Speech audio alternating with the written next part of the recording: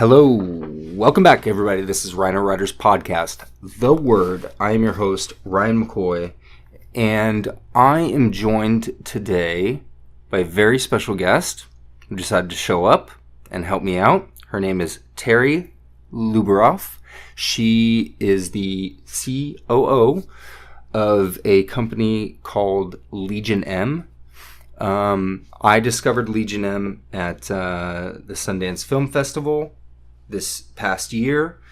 Was very fascinated with their the whole structure of basically what the company is and what they do, and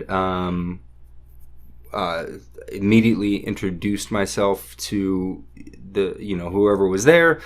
Followed up, and now I'm here with Terri, and she was graceful enough and gracious enough to come and join me for my show. So Terri, thank you for being here. Thanks, Ryan. It's a pleasure. Thank you. So Terri, let's start off with tell me about Legion M. Sure. So give me the Legion M pitch. The elevator pitch. Exactly. Yeah, the elevator pitch of Legion M, and then maybe a little bit more of what your specific role is and how you're helping to move things along. Sure. Yeah. Well, Legion M is quite a unique company. In fact, we're the first of its kind. We're the world's first fan-owned entertainment company. And what that means is that we're using new equity crowdfunding laws from the Jobs Act. It's the Jumpstart Our Business Startups Act.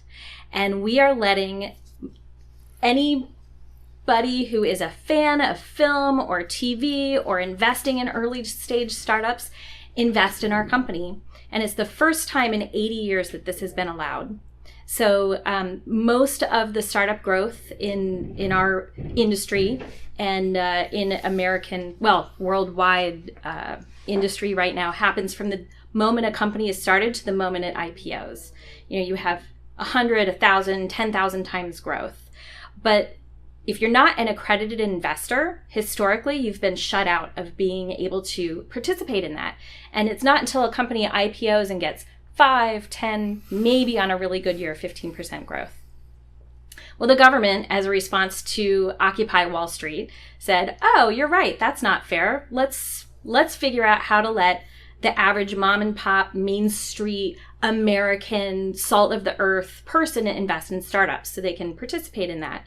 And that was the Jobs Act. So Legion M was the first company to launch an equity crowdfunding raise under the Jobs Act in May of 2016. Are there, so that Jobs Act, Legion M is the first in terms of in our industry to kind of do that, but there are other startups that have capitalized off of that Jobs Act. We were the first company in the world to launch under it. Yeah, not just entertainment, but the first company in the world to launch under a Title III raise in the Jobs Act. So, and how long ago? That was only 2 years ago. Oh, right. Yeah. I thought you guys. Yeah. So there are a couple of different levels of the Jobs Act, and it's all SEC controlled. But what's really important about it is it allows everybody to participate in startup growth. And Legion M is very transparent about the risks. Because most companies, if you look at the statistics, most companies fail. And we tell people this is not a place to invest your life savings or your kids' college tuition money. But if you're interested in participating in a startup where you could potentially have a great return on your investment, this is a very easy and low-cost way to do it. Do you have, is there a demographic of the people that invest? It's everyone. It's so it's young, old. We have parents who have bought chairs for their kids. That's cool. We have retirees who just want to do something fun. The mission of Legion M is to open the gates to Hollywood. And what the company is about is building a community of fans who like to band together to support projects that we're excited about. So even though I am personally a fan of the Marvel movies and the Star Wars movies, and I will go see a sequel, if I like the original movie, of course I'm going to go see the sequel. Legion M is not part of the studio system, and we're a mini studio and production company. We finance movies and TV and virtual reality series and comic books and games, but we do it in a way that, because we're a publicly owned company, allows us to take more creative risks. I'm just going to say something real quick. If anybody's listening to this right now and they know anything about my mission statement, you can see why I was so excited about Legion M and wanted to have a representative on, because that is, I mean, we talked a little bit about it before, but I really like the reading that you guys have on the pulse of Hollywood and the industry. So that's super cool. You guys just began producing your own content? Well, are you guys like trying to become like if you don't mind, like, yeah, if I'm breaching like borders or whatever, let me know. But like, I'm just very curious, like, what's the 5-year plan for Legion M? Yeah. So, first of all, looking back in the last 2 years, I can't believe that we've only been around for 2 years. Nor can I. We launched in May of 2016. Since then, we helped release Colossal, Nacho Vigalando's phenomenal film. movie, by the way, because this is a movie show. Yeah. If you haven't seen the movie Colossal, please go check it out. It's Jason Sudeikis and Anne Hathaway. And Anne Hathaway, right? So brilliant, great.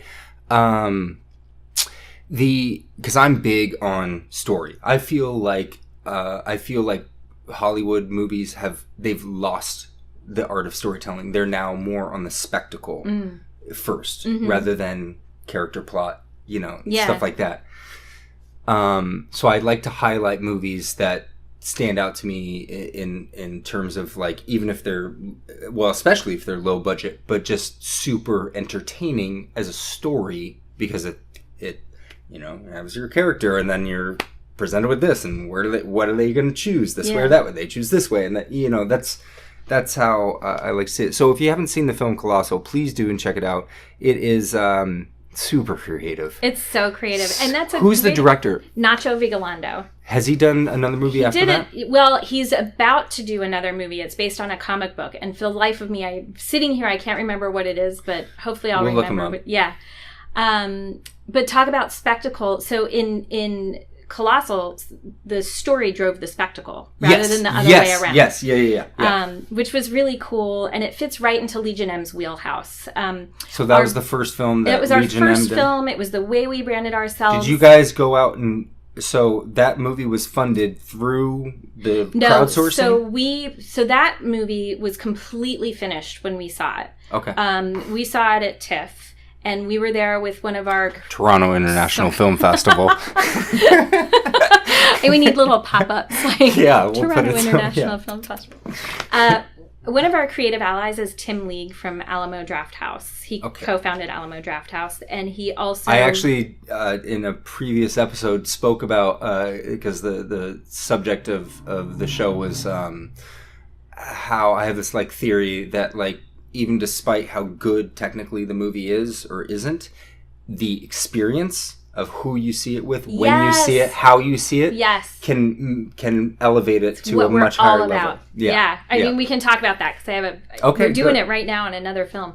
So anyway, he had started Neon Rated with Tom Quinn, and they were going to TIFF, and they said, if we see something, we'll let you know. And they did, and they called and said, I think we might have something for you guys to participate in.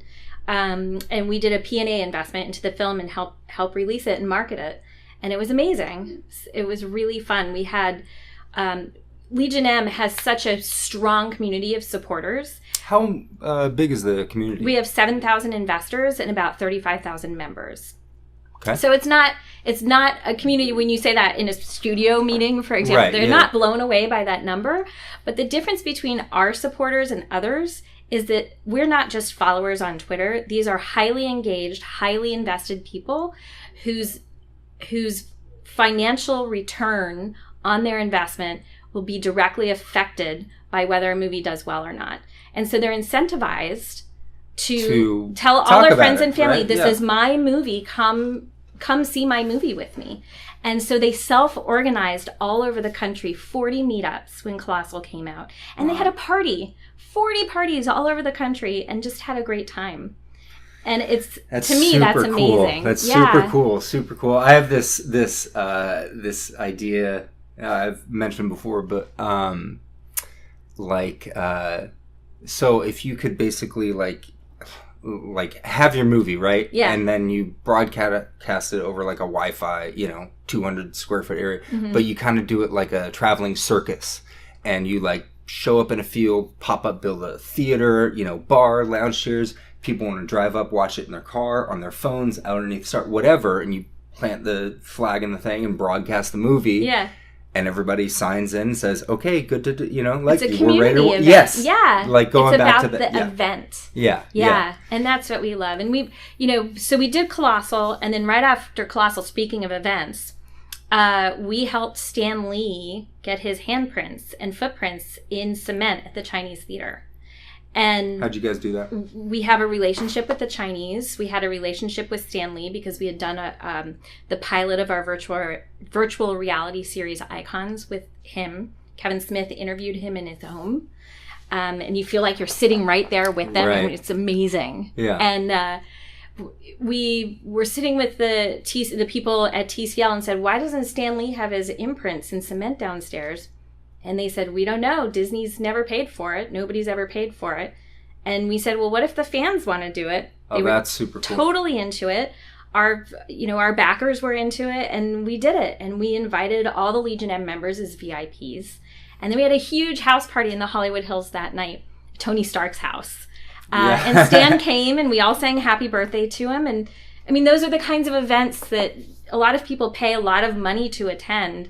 And for us, it's just about building a community. And it was more like a reward or thank you almost to well, we did sell tickets because we did have to pay for the event, but it was mostly paid for by sponsors. Yeah. So, I mean, the opportunity to be at a Hollywood Hills house party with Stan Lee and other actors and cosplayers, and we filmed people the whole fly thing. in from? We had someone from China. We had people fly in from all over the country. It was unbelievable. That's super cool. Yeah. And then after that, was Mandy your guys' second? So we had invested in another film called Field Guide to Evil, which was actually an equity crowdfunded film. And that was produced by Tim League and Ant Timpson, who also did the ABCs of Death. And we were one of many investors in that. We came in with a large chunk, so we're executive producers on it, but there were a couple. And that just premiered at South by Southwest Film Festival and is currently seeking distribution.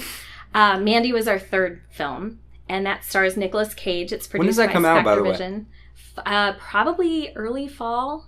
I don't have an exact date yet, but it got picked up for distribution. Mm-hmm. Nice. Yep. I'm excited for. I mean, I've heard very good stuff, and it's bonkers. That's so crazy. But I'm always like, okay, is it that crazy? Is that like Mother? Yeah. Darren Aronofsky, right? Yeah, Mother had this like a similar type of hype or built up. Like, dude, it's fucking crazy. Yeah. And I went and watched it. I don't see movies in theaters very often anymore because kid and family, whatever. However, I still watch a movie every day. Every day, at least, I'll watch one movie. I love that. And so I see everything eventually. Yeah. And so I was like, I told my wife, I was like, I want to go see a movie by myself. Like go in the theaters. I do that. So I picked Mother. I go in, and I was like kind of busy. Like I was getting emails where I was like, and I sit down in the theater, and it's like 4 weeks after release, and it wasn't a big release in the first place. I sit down and I realize I'm the only fucking person in here, and I'm about to watch, Aronofsky like fuck with my brain. And I was like, oh shit! So it was like kind of like a cool back to that experience. Yes. You know what I mean? Of like watching a movie. Yeah. It was like, and they definitely do. Like jump the shark. Have you seen Mother? I know. I'm so busy with the it's startup. Cool, man. I miss movies. Cool. But that's it's not his Pie. Best, but it's just I love the delivery. Did you see Dunkirk? Yeah. So it's like Darren Aronofsky's Dunkirk. Okay. It's like just intense. I'm just gonna fucking show you. Yeah. Just throw this story at you. Boom, boom, boom, boom, boom. like just sit down and hang on, Yeah. type thing. So, so Mandy, I'm really excited. Plus Nick Cage is great. And who's the director? It's His name's Panos Cosmatos. Okay. And he's George Cosmatos' son. He is! Yes! He is! Yes! Do you know how much I fucking love George P. Cosmatos? I'm not fucking sailor. What's in it? Uncommon Valor. Yeah. Brilliant. Shit. He did one of the Rambo movies.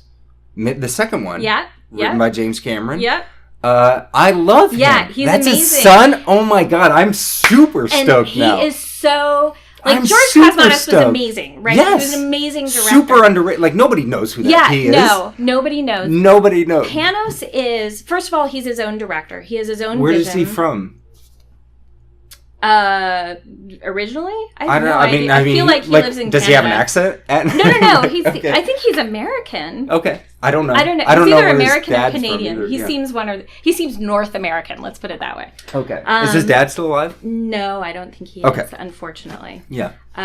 Don't quote me on that. We should look that up just to make Look sure. that up too. That's number 2 things we need to look up.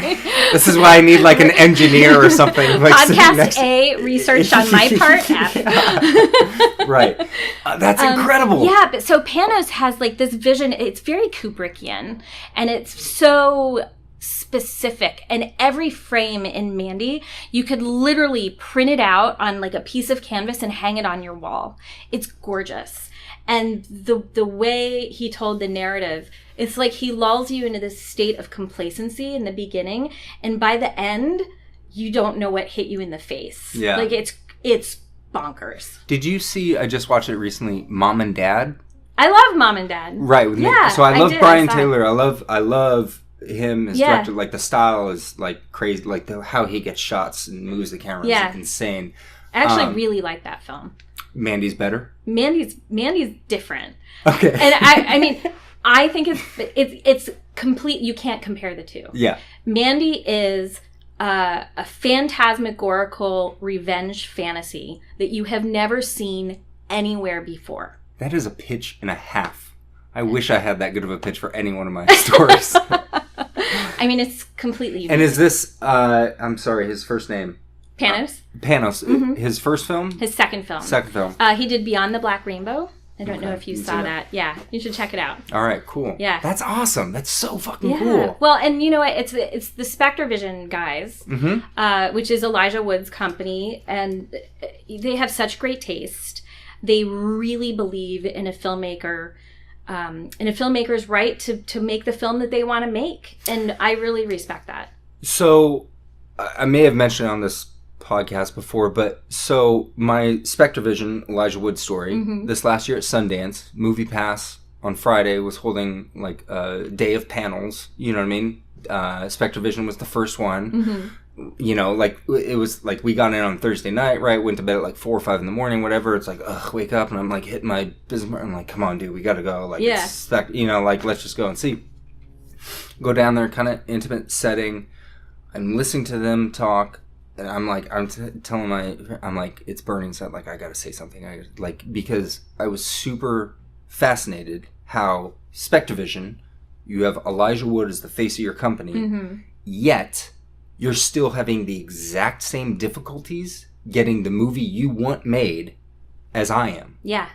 And so I like stood up and I was like, hold on, what's going on here, people? Like, you're fucking right. Like, why aren't we like all like fucking killing it right now? Right. You know, why are we having so much difficulty making a fucking movie that we want to make? Well, you want to hear what's even crazier? Yes. So our next movie, Legion M's next movie, is called Bad Samaritan. Yes. It stars David Tennant and Robert Sheehan, and Dean Devlin directed it. Yes. So Dean Devlin could not be a bigger person in Hollywood. Correct. Right? Correct. He co-wrote Independence Day and Stargate, and he's a huge producer, and he's been so successful. But he is also struggling to get the movies that he wants made how he wants to make them. So Bad Samaritan was his reaction to that. I'm curious. Let's go on that for a second. Like, you're just one woman's point of view. Why is that? Why is that? In the studio system, they're putting so much money towards their films. Yes. Right? Even if it's a lower budget film, I'm saying that in quotes because lower budget for studio is still... It's still like 100... Well, I mean, even if it's even if it's like a 25, 30, 40, $50 million film, they're still putting tens of millions of dollars of marketing behind those films. Yes. So when you go to them and you say, I want to cast David Tennant because I think he's a huge star, the studio looks at what David Tennant has done. He's Doctor Who. I mean, that's amazing. But he hasn't opened a big film in box office. So they're going to say, nope. Here is your list. Here is who you're allowed to cast. And it's that much like that? Yeah. And he was like, I don't want to play that game. I want to cast who I want to cast. I'm going to cast the best actors for the roles, and it's going to come out on the print. And it did. It's amazing. It's a really great film. What's the... I think I might have watched the trailer for it, but what's the... It's a thriller, very scary thriller. Two valet parkers get into thieving.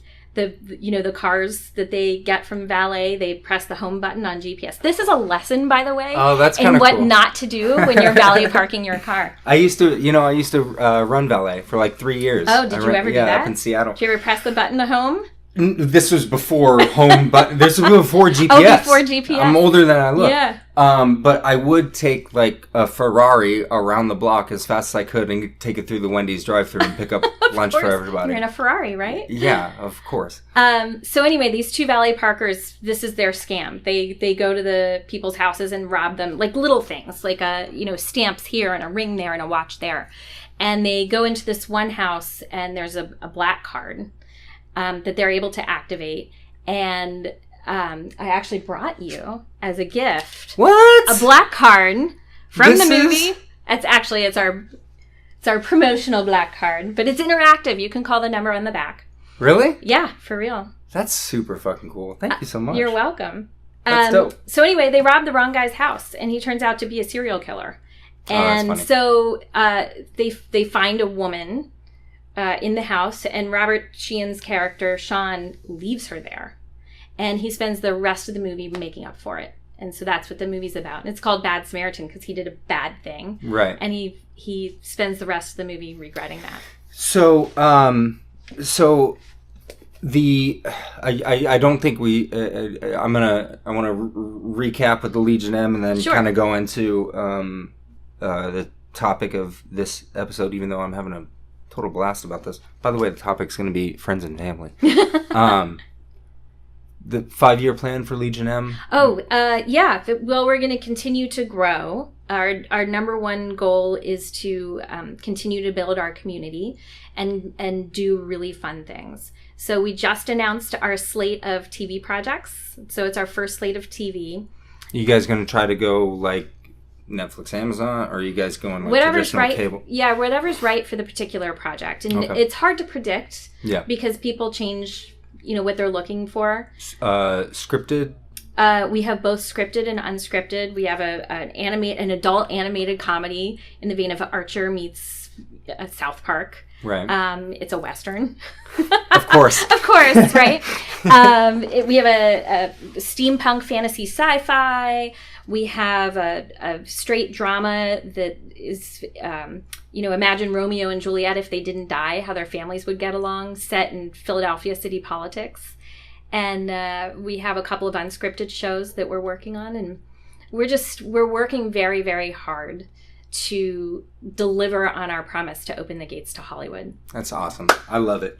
Thank you. So I'm super, super pumped that you guys are here, or a representative from you guys. I'm also pumped. All right. So I had this episode already outlined. I wasn't sure who my guest would be, but I decided to stick with the same topic, and we'll see, kind of what we'll get your opinion, your story on it. So I picked friends and family, or family and friends, whatever. The reason I chose that is I've just seen, heard, observed, like whatever, in my times of living in LA and everything is like, oh, what do you do? Right? That's the typical like Hollywood. Hi, my name's Terri. Yeah. What do you do? Oh, what do you do? Yeah. Yeah. And it's like, I get it. It is like, it is, I mean, like at Sundance, you know, it's like everybody knows everybody's there to do that. So it's a little bit more okay or acceptable. But like, this is at like, you'd be at a bar or like, you know. And dropping like, your kids off at school. Anything. Yeah, right. Worst. Yeah. And so that question of what do you do, for me, it's you know, like for me it's strange, it's interesting because like I haven't made it. I don't have any money in the bank. You know what I mean? Like nobody knows my name, who I am, anything like that. Yeah. But I've been like working and produced stuff and done everything. So like, but when somebody asks that question, or like your family back, you know, what's Ryan doing? Mm-hmm. You know, oh, he's in LA, he makes movies. Like literally that's what everybody says, which is kind of true. But anytime I found that anytime somebody, like you give someone that answer, like, oh, I make movies, or I'm a writer, I'm a producer, I'm a director, I'm a filmmaker, whatever, I'm an actor, their immediate like gut response is always like over the top glamorous, like oh you're an actor, oh you make movie, anything I've heard of, anything I've seen before. It's just, I don't know, it's just an interesting like subject or topic. I'm trying to think of like other industries that like you know, if I what do you do? I'm a teacher. Oh, okay. Right. Like that's the end of the conversation. Right. Yeah. I'm in construction. I do. It's interesting in LA. To me, the question "What do you do?" is not really "What do you do?" It's "What can you do for me?" That's really what they're asking in LA. That's right. You're right. You know, because it's all about who you know. This industry is driven on relationships, and if you can become friends with someone who can be helpful to your career at some point, you should know. And I don't really talk about what I do with a lot of people, and when they find out, I tend to get more attention in LA, right? When I don't talk about it, they're like, oh, she's a mom, or she's just doing her thing. But when they find out, oh, you're chief operating officer of a little startup studio, and you guys have put out 4 movies, they want to talk to me more. And that is what's hard in LA, because it's about what you've done lately and not who you are as a person and the talent you can bring to the table. That's true. That's very true. When you said what you've done lately, yeah, that's definitely true. Is it because like one of the things I'm trying to do, like with all of this, with everything I'm doing, I told you before, is like I'm just wanting to give, like just give, you know, like advice, information, because there are like, when you go to like YouTube or Google or whatever, how do I become a filmmaker? How do I make movies? You'll get tons of stuff on the technical side. Here's what camera to use, what lens, here's how to do graphics, 3D, and that's kind of it. It's such a mystery. It's like, there's nobody that's like, oh, you want to make a movie? Well, roll up your sleeves, start from zero, and you know, and there's so many, you know, thousands of steps, but you do need those connections. You do need those relationships. That is a very tangible, real thing. Yep. Although I hate it, but it is a very real thing in order to get done. So, I spaced on where I was going with how I was going to connect that, but well, it's interesting. I mean, a good example is, you know, we were talking earlier about, wouldn't it be nice if people were just honest and said, this is what you need to do to get to where you want to go. And Hollywood is, you know, you can go to film school, but they're not going to teach you how to market a movie, and they're not going to teach you how to distribute a movie.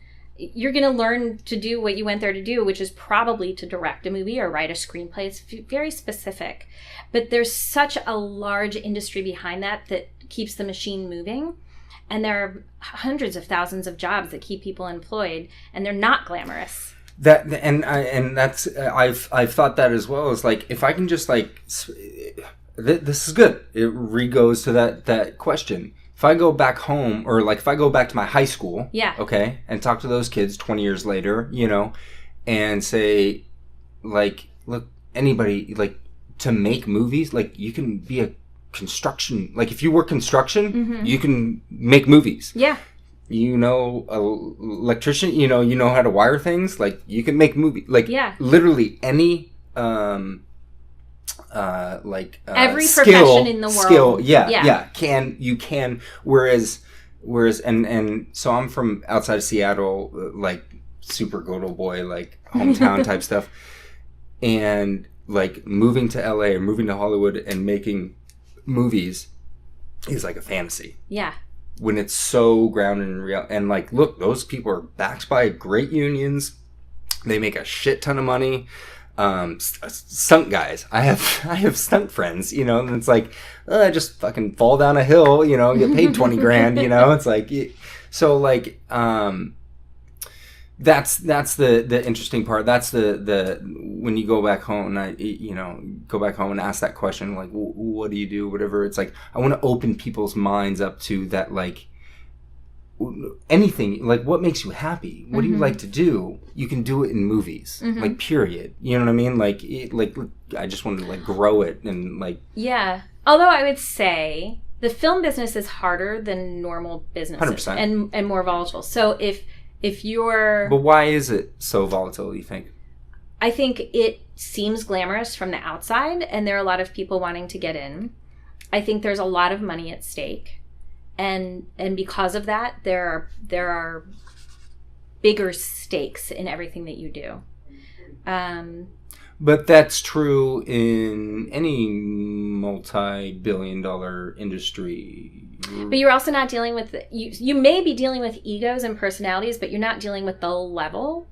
I feel like, in how many industries does does the CEO of a company get to be on the front page of a Time magazine? Right. It's not very often that happens. And in entertainment, it happens more often. It's literally like a fascinating industry. Yeah, yeah. So this is going to lead to my next question. I talk a lot about what is your why. I got it from, like, Lewis Howes or something. I don't know, somebody, like, I saw it and I was like, oh, that's a good thing. But, like, what is your why? Why do you do everything, right? Obviously, we're both in the same industry. I'm assuming, like, you love the industry that we're in. You know, I have my why and why I continue to pursue, you know, and take rejection after rejection. You know what I mean? Constantly just, like, keep going through it. Do you have like a why? Like what's your, like? My why is so simple. Oh, I love it. It's so simple because there's nothing else in the world I would want to do. Perfect. That's it. You know, I love storytelling. I love the way it makes me feel when I see something unique that moves me. And I want to deliver that to other people. It makes me happy. I would hope I could make other people happy. 3 films in your top 10. Oh, E.T., my number one all-time favorite of all time. Nice. Spielberg's my favorite director of all time. 100%. Mine too. I am in love with him. I'm not joking. Maybe you should marry him. I probably would have if I had been a little older.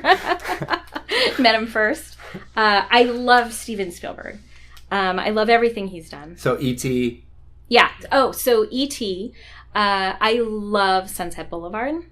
Okay. It's kind of a bit of a throwback. It's been a while since I've seen that one. Yeah. That's a I haven't heard anybody even actually mention that movie in a while. I love it. That's interesting. I'm intrigued. I have to go back and watch it. Yeah. Again. And I love Star Wars. You said before you're Marvel, Star Wars. I'm a sci-fi geek. I grew up reading sci-fi. My dad so let's talk about that, because I see every one of those films, and I actually just recently watched the last Star Wars, Rian Johnson's, episode 8 or whatever. Mm-hmm. Fucking brilliant. Like, absolutely incredible screenwriting. Like, the guy knows how to tell a story. But now he's doing, like, a whole another trilogy. I'm just, like, I'm over, like, I've seen enough TIE Fighter X-Wing fights. Yeah. You know what I mean? Like, can't you take that same, take that same, that same what's the word? Not intelligence, but that same trope. It's like it's something you see over and over again. Like I mean, he's a great filmmaker, genre. a great screenwriter. Like, can't you take that and just do something original? Yeah, well, that's the problem I have. And still right market now it through the same machine. Yeah, I feel like the new Star Wars movies, I'm enjoying them, but I don't think they're really bringing anything that new to the genre, and that's why I love Star Wars to begin with, because it was so new and fresh and different. You want to know a fun fact? Yeah. My wife's... Okay. So it's my wife's stepdad's, I think, cousin. Even, but he's like older. He's like 70. Okay. Is Richard Edlund. Oh. Who did all of... I mean, 3-time Oscar-winning special effects guru. That's so cool. And so my wife and I have been together for... almost 9 years now, and like in the first year I found this out and I was like, are you effing kidding me? That's amazing. And so it took me 6 years of like calling his assistant, you know, because he's old school, he's not like on whatever, and it's like he's got an office in Santa Monica, actually it's pretty close to around here, and it's like some shitty office that you know, whatever. And it took me 6 years. I finally got in and got to meet him, and so I geeked out the first, like, we met for an hour, and I geeked out the first half hour, and the second half hour was like more tactical, like, what do you think I should do or whatever. But like, so yeah, that's amazing. So yeah, that's a little fun fact for you. I love it. I've like Star Wars is. I feel like E.T. and Star Wars are the two reasons I exist. Like, do you remember? I just love them. Do you remember the first time and because you look the same age as me, so within a couple years, yes, let's go with that. So like, did you see Star Wars, the first one, like in theaters? Yeah, you remember that? I did. Yeah, that's how old I am. That's crazy. Yeah, I mean, you could have been like 2 well, I was young. I was 5. Yeah, so I was young, but yeah, no, I remember. I totally remember. Blew your face off. It blew my face. It literally, I still am piecing my face back on. And I remember because my parents went and saw it first because they wanted to make sure it was appropriate for me to see. And they came home and they said, get your shoes on, we're going right now.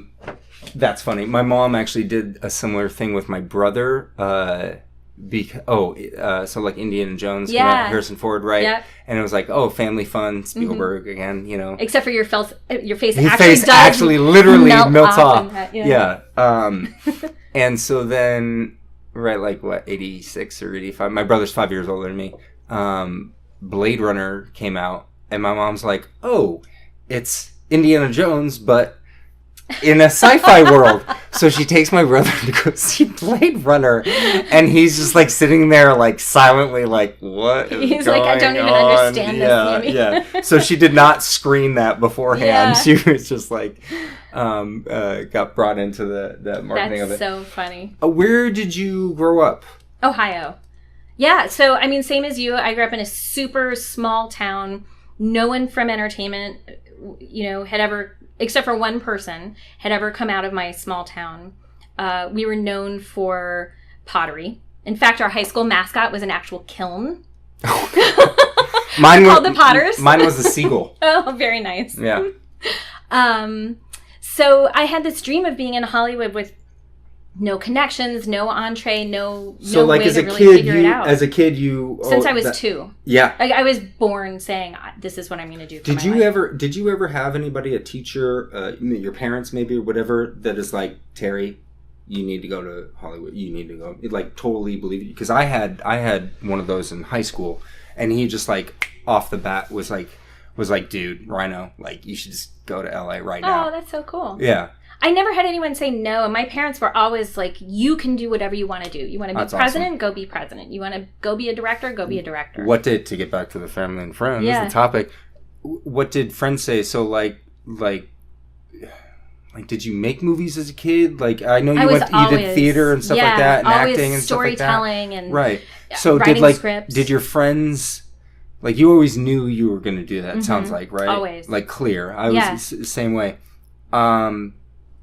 Like, what was your circle of friends, like, in that time? Because I have on here like a high school. I'm just curious. Yeah, my high school was pretty unique. It was very small, And how big was your high school? How many?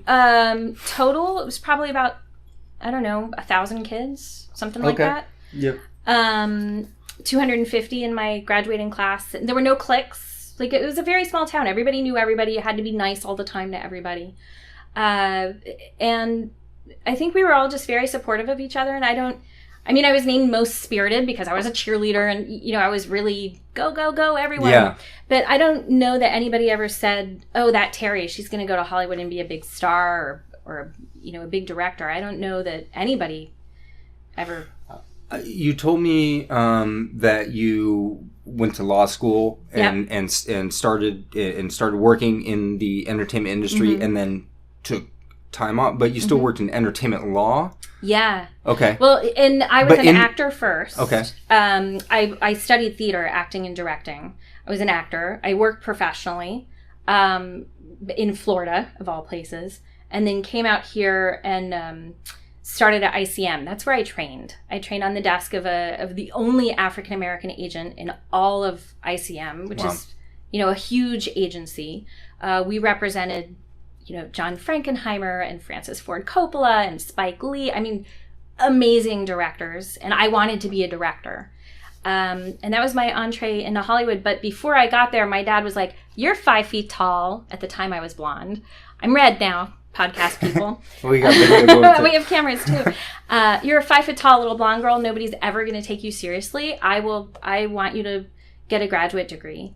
And I just happened to be graduating early, and I happened to need to stay in school to do this live event that the University of Florida does. And you need to be a full-time student. And that was my entree into Hollywood because you get to come to LA and scout talent, and it was a pretty awesome thing. And so I went to law school, and it was just, timing, luck and timing. And that's how I got my first job out here. So in that 2-year break where you just did strictly law, right? So I worked from the time I graduated from law school to 2009, only entertainment. And then the downturn happened in 2009. William Morris Endeavor merged. There were no jobs. All the studios had gotten rid of their production companies, and that my specialty was running actors' production companies at a studio, and they were just getting rid of all of those companies. So there was nothing, and so I had to figure out, okay, how am I going to support my family? How am I going to do this? And I had a law degree, so I said, well, I'll do some entertainment law and see if anybody wants to be my client. And I got lucky. I got a lot of clients. And I did that for a few years. I'm curious if were you, during that time period, were you like, fuck, I just want to make movies? Like, yeah. You know what I mean? Like, were you, was it like a dark, or, like a downtime for you? Yeah, it totally was. Yeah. The first two years were really hard. It's hard to, and I would go to interviews as a woman. I had a kid at the time. I was married. You still have a kid? I still have a kid. Yeah. But I mean, it's unusual for someone in my, I was senior VP level at a production company with a studio deal. It's hard if you actually haven't had a lot of financial success with your projects, because it's all about what have you done lately. Right. It's hard to make that next step. And, it was a time of reinvention. Did you move out here with like a group of people or with people? Yeah, I had. Or even like when you first came to LA. So where I'm going with this is another theme or topic that I know exists that I want to educate people on. Mm-hmm. That think like, I'm gonna graduate from Ohio, move to LA, make movies like Terri, and be Get off love the bus and, yeah, it's great. Yeah, give where me it's my like, part. No, bam, you need to be smacked in the face. A lot of people, I don't know anybody, and I stay with, I only speak what I know. So, like, I can't talk about New York because I've never lived there. I've never worked in, I know my industry. I know Los Angeles, like, Hollywood, like, that's it, right? Yeah. So, I don't know anybody in my industry, my wife, friends, that don't have a story about a group of people or one or two people, whatever, that like, yeah, we all moved out together, or like when we first, they were like gangbusters and making movies, and then like realized like how hard it is, and like gave up or moved away or something like that. Do you know people like, is that?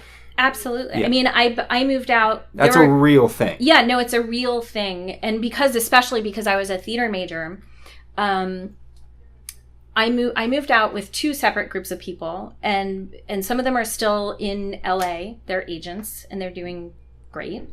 And then the other set of people were actors and writers, and some of them are doing great. One is a showrunner with a deal. And others have given up and said, this isn't a lifestyle for me. But isn't it funny because the ones that move away had said all the same things that you and I say, had the same passion, at least at a point. But here's the difference. I think they can envision doing something else. I can't. Like, this is, even when I was practicing law, it was still entertainment. This is it for me. Like, for my whole life, I will never do anything else. Yeah. I love it. Okay, so moving to LA. How old were you when you first, you came out here for that contest or that project thing that you had in Florida, right? Did you move like right after that? No, I was, how old was I? I was probably 21 when I started that, but I was acting before then. She's 26 now. I'll be honest. She's done a lot in 5 years, people. I will be really honest, I'm 29. I was looking at your resume and the 6 and the 9 was upside down. I'm dyslexic that. Yeah. What were we saying? So you moved out like on how young I look. Right. So like 21, where'd you go to college? University of Florida. Okay. And so you moved out after that thing. Did you, because I know the first time I came to LA and I literally remember like a light switch, like looking around like. I knew I was going to live. So I came out, I was 19 the first time I really came out and spent time here. And then I mentioned we had one person from my hometown that came to LA, and he was the production designer for all the Mel Brooks movies. And so I used to rent Spaceballs oh my God. every week. I've probably seen it like so 700 good. times. And so he had done Blazing Saddles. And so my parents called him and said, hey, Terri really wants to do this. Will you show her around? And for a whole weekend, he showed me everything. In fact, he gave me my first job on a movie ever. I was his intern on an ABC Family movie, which was fabulous and amazing. And I'm like, the set is my life. Right. Yeah, but it helps when you know someone when you move out here a lot. And it helps when you get out here and you feel like this could be my home forever. Because if you don't feel that way, then you always have an out. Okay, yes, I agree. I love all that. This thought just came in. Let's say something to, because I'm really curious if people ever listen to this or ever watch this or whatever. I'm very, very curious to get feedback on like 15-year-old kid in Ohio. Wants to make movies, like doesn't know exactly, you know what I mean, like that same kind of thing that I feel like both of us like had, just like I don't know, I just fucking love movies, right? What advice? What would you get? How old is are you? Just have one child? 2. Yeah, I have two kids. Almost 12 girl, and a 7.5-year-old boy. Okay, so 17-year-old Michael in Akron, Ohio. Dreams, fantasy, love movies. That's it. That's it. What does he do? Go make one. You have it. I mean, we talked about this. Ridley Scott just said it a few months ago. Why wait? You have everything you need in the palm of your hand in the form of a smartphone. Everything. You have cameras. You don't need fancy editing equipment. You don't need to shoot on film. If you have actors around you, or even if they're just friends who are kind of okay actors, just start making movies. It's the more experience you have in doing it, and the more vision that you can, unique vision that you can bring to that experience, the more likely you'll be to make a mark. And distribution is free. You have YouTube. You don't need a movie theater anymore. So that's that was going to be my follow-up to that, is Michael's now 19 and has made a feature, a couple shorts, and now made a feature film. What do you put it on Vimeo, put it on YouTube? Like, I love that. Because I'm in that space as well. Yeah. It's like I literally I'm this fucking close. Like, my next feature-length film, I might just fucking put it out for free, because 20 years from now, when I, whatever, people can look back at me like, well, his first movie he put it up for free. Like, that's pretty, he was like gangster from the start. You know what I mean? Like so because, gangster. But that's such a difficult thing for people to get over and grasp, because of Hollywood and the curtain, the glitz and the glam, stuff like. I'm a complete. Example, I fell exactly into this of you make a movie, you do all that, you fucking eat shit for a year and you get it, and then I was like, done, like I made it, made it, bitches. The economics don't work that way. Yeah, it doesn't happen. It doesn't. Even for the people at the top of their game, it doesn't work that way. So what do you say to 19-year-old Michael that did shorts, did a feature-length film, takes your advice 100%, makes a feature film, puts it on YouTube? And then what? Do another one. What are you waiting for? I love it. The whole thing about this industry is you can't rest your laurels on one project. If you're a professional creative, whether you're a director or a writer or an actor, you have to be working constantly. And my biggest pet peeve is when people say, oh, I'm a writer, I've been writing this one script for 14 years. And I'm like, well, have you finished it? What else are you writing? What are you doing? Are you familiar with Stage 32? Yeah. Oh, yeah, I know it well. Yeah. I read their blogs. I think I'm a member. It's interesting. So I made it because they only have 250,000 subscribers, something like that. You know what I mean? Yep. And I was like, I'm going to make my mission to interact with every single one. That's engage awesome. With every single person on there. So I do it, I spent maybe 30, 45 minutes a day. Mm-hmm. And I'll just go on to, and just comment and engage and stuff like that. And the reason I brought it up is these are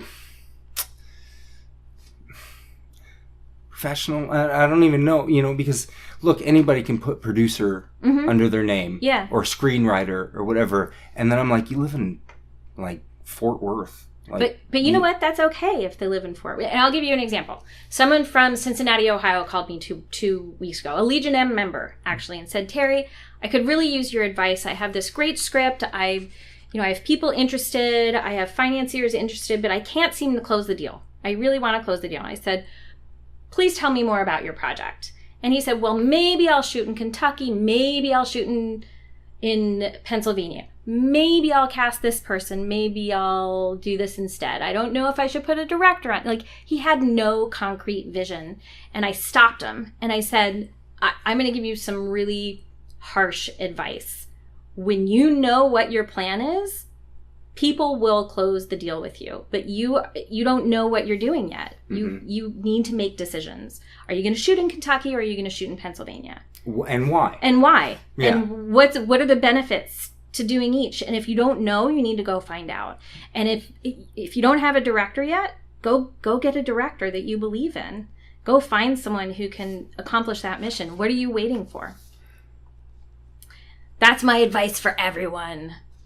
What are you waiting for? This is great. I mean, I'm like, dude, we already almost took up an hour. I was like, I could literally sit here for another hour. Oh my God, this is so much fun. It was so... I hope your listeners are having as much fun. Yeah, if there's any. I don't think anybody downloaded the last podcast, but it did get 80-something views on YouTube. They will.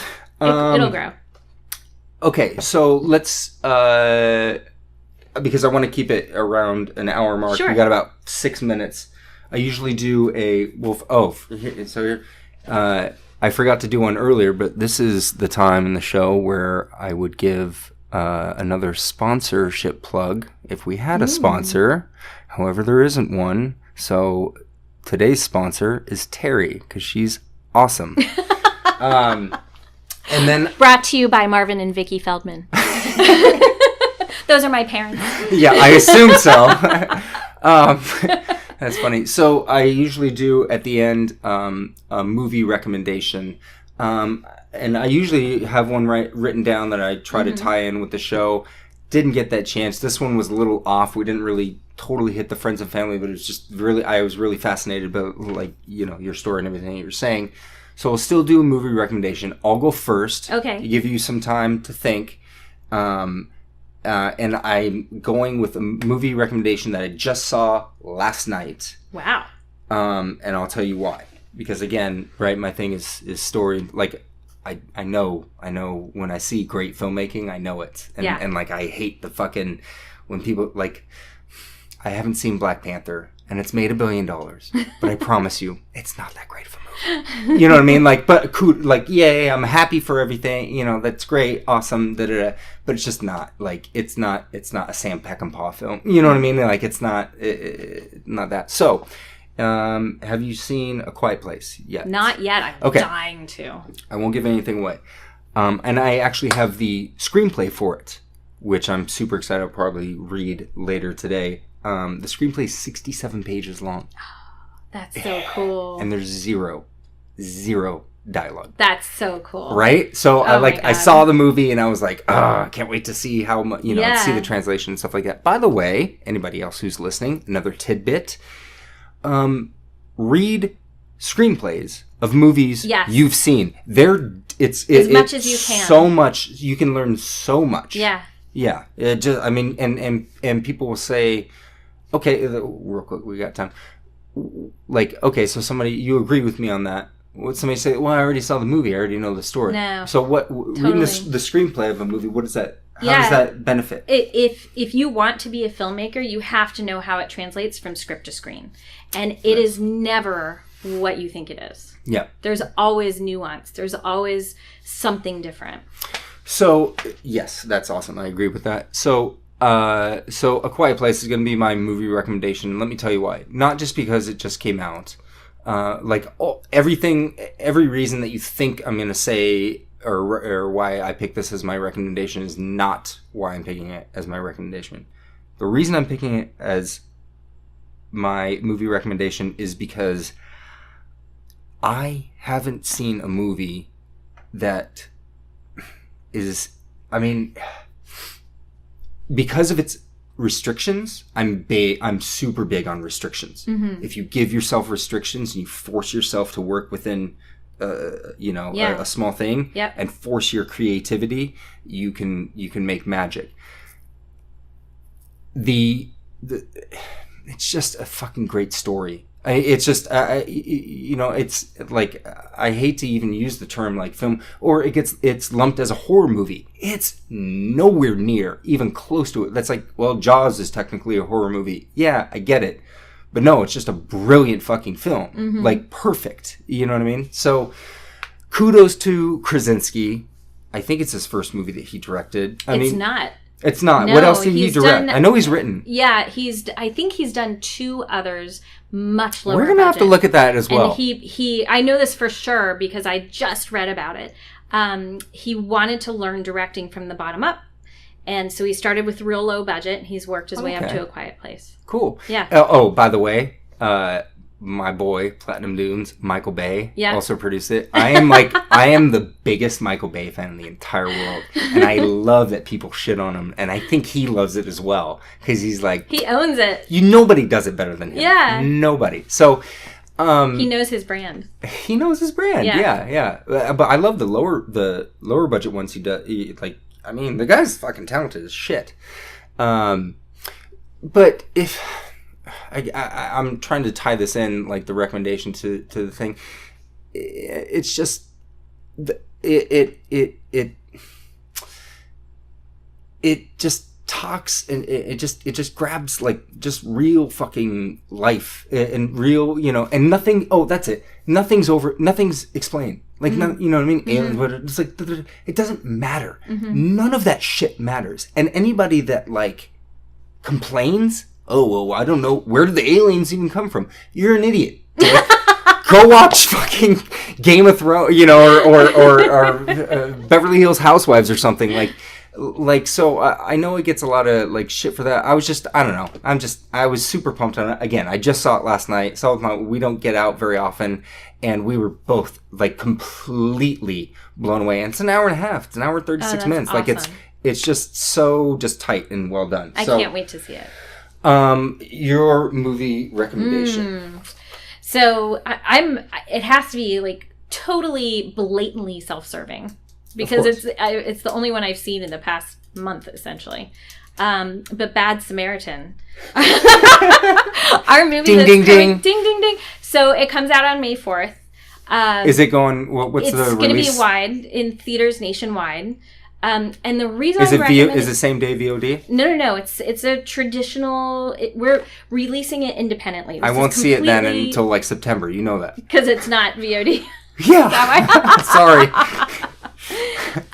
No, this is Dean Devlin's first independent film since Stargate, and I really love the film to begin with. But the reason I would recommend it is because I've had the chance to see it with 2 audiences over the past 2 weeks.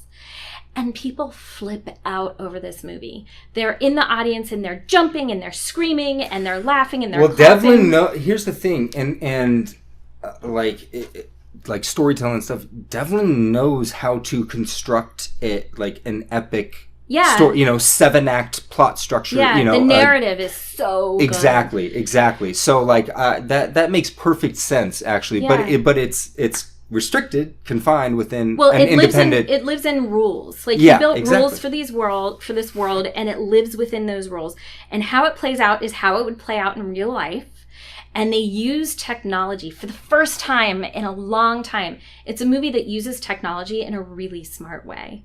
They use it to drive the story forward rather than to have people say, "Why aren't they just picking up their cell phone and calling the cops?" So like modern communication technology. Yeah. And it's smart. And Brandon Boyce wrote it. He wrote Apt Pupil, which is one of my all-time favorite screenplays. I read his original Apt Pupil, which is different than the movie. Bryan Singer directed Apt Pupil. Yeah. Which I love the film too, but Brandon Boyce is a huge talent. And it's just a smart thriller. I'm excited. Yeah, I can't wait to see it. I am too. Okay, good. We just hit over an hour, so those are our movie recommendations. Good job. Woohoo! Nice. So that's it for this show. Thank you for Terri, having me on. Thank you so much. This was super fun. You're bubbly and energetic, and just love movies in the industry as much as I do. Which is like, so for me, it's like once I get going, talking about it, I'm like, I could talk forever. So. But that's it for now, everyone. Thank you for listening or watching.